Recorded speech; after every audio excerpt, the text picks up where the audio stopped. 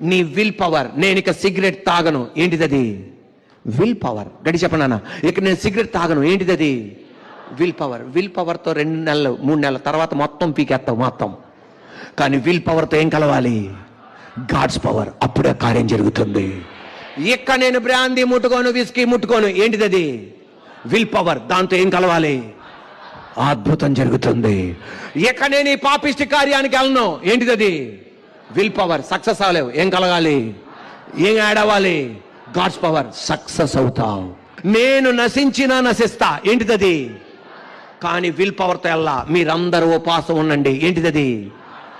Will power plus God power is equal to super power. ఇది ఒక story. అంటే కొంతమంది స్టోరీ కాదన్నయ్య నిజంగా జరిగిందంటారు. కానీ మీరు చదువుంటే కనుక నీతినే తీసుకోండి, మరి ఏం తీసుకోకండి. Are you ready? ఒక ప్రాంతంలో ఒక సముద్రం ఉంది.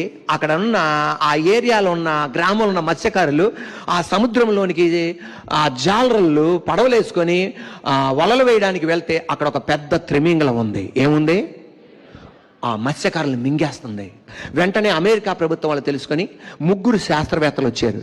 వాళ్ళు ఏం చేశారంటే 3 కలిసి ఒక చిన్న పడవ, ఆ 3 ఆ పడవలో వెళ్ళగానే ఆ త్రిమింగళం తోక చూసి ఎంత స్పీడ్కి వెళ్ళారు అంత స్పీడ్ వెనక్కి వచ్చారు. కానీ సంవత్సరం తర్వాత నెక్స్ట్ పడవ ఓడ చూడండి, దీని మీద వెళ్ళారు. ఆ త్రిమింగళానికి 3 కనబడలా. దీన్ని చూశారు.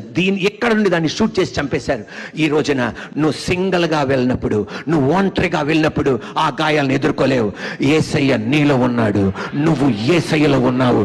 నువ్వు ఆ గాయాలని నువ్వు నేలమట్టం చేయగలవు.